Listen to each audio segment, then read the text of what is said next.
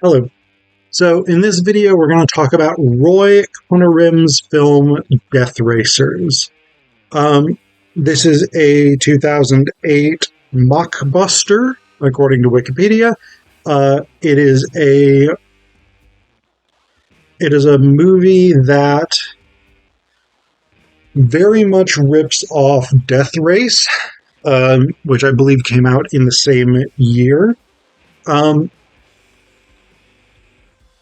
I'm frankly kind of astonished that the people who own the rights to the Death Race franchise allowed the creation of a movie called Death Racers that has a very similar broad plot to their film.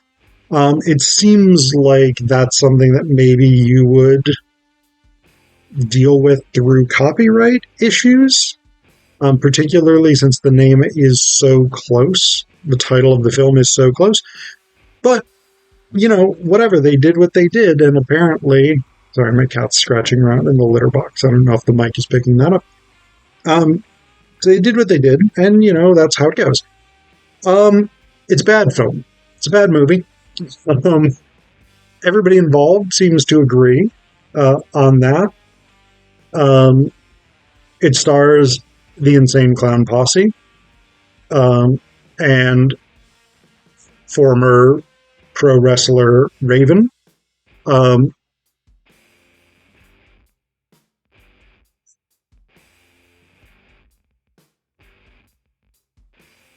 Nobody involved is an especially good actor. Raven, great wrestler. Definitely awesome back in his ECW days. Insane Clown Posse, cool, good enough. I mean, I'm not a juggalo by any stretch of the imagination, but cool. I respect what they do. Violent J and Shaggy 2 Dope, cool, good stuff. They made a career of doing the stuff that they're doing. Good on them. They aren't particularly good actors, any of them. The other people involved are generally not good actors either.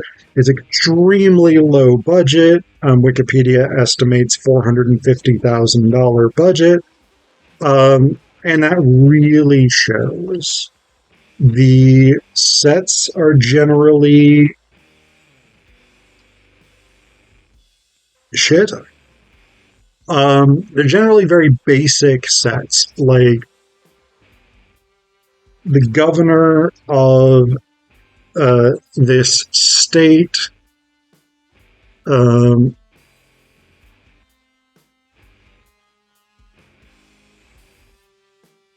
Reagan Black.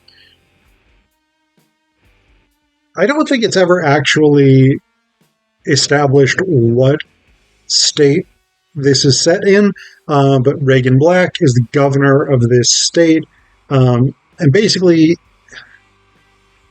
his office, it seems like just a tiny, like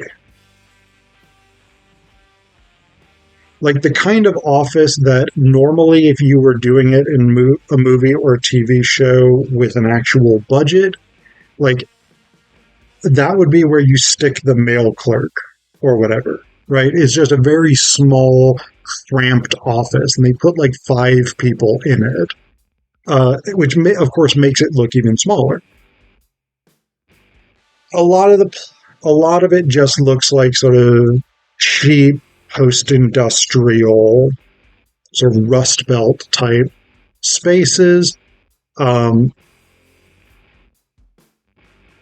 And to a certain extent, that works because the idea of this film is that in 2033, a massive prison city known as the Red Zone is constructed because the U.S. has descended into chaos and anarchy.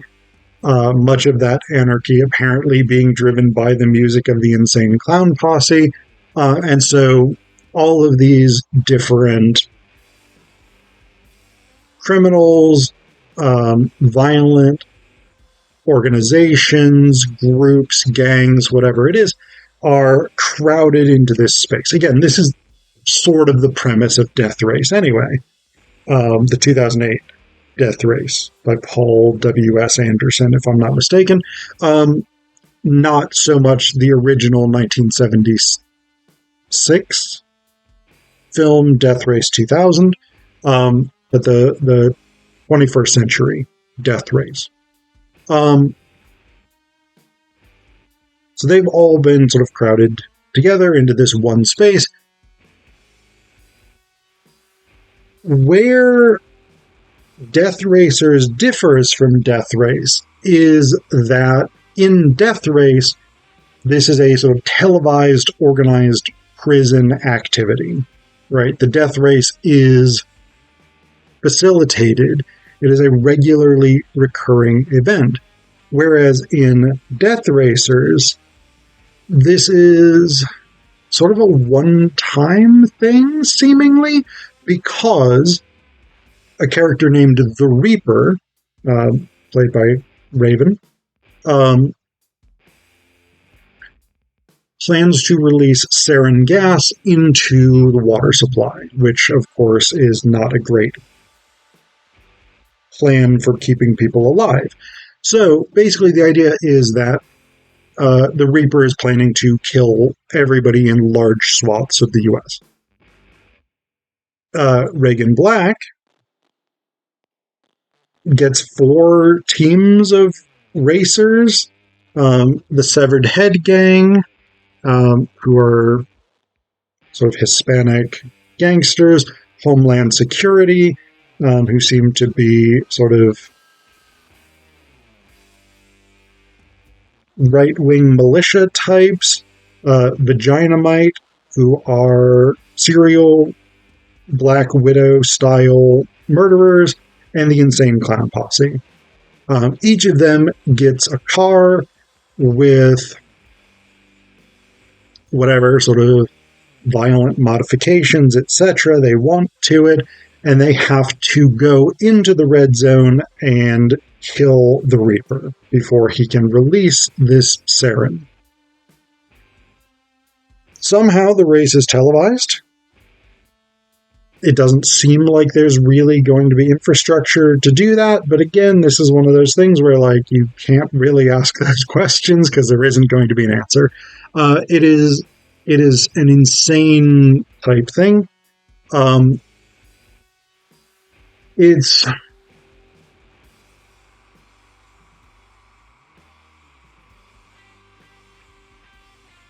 a violent film in a way, but we actually don't see a tremendous amount of violence. And a lot of the violence that we do see is fairly cheap. So that's very striking. I think they wanted it to be gorier than it was, but I also think that's more expensive. So, I mean, it's a low-budget film. A lot of what you're dealing with in terms of, like, the special effects and stuff like that is, like, here's what's clearly stage blood, how it looks like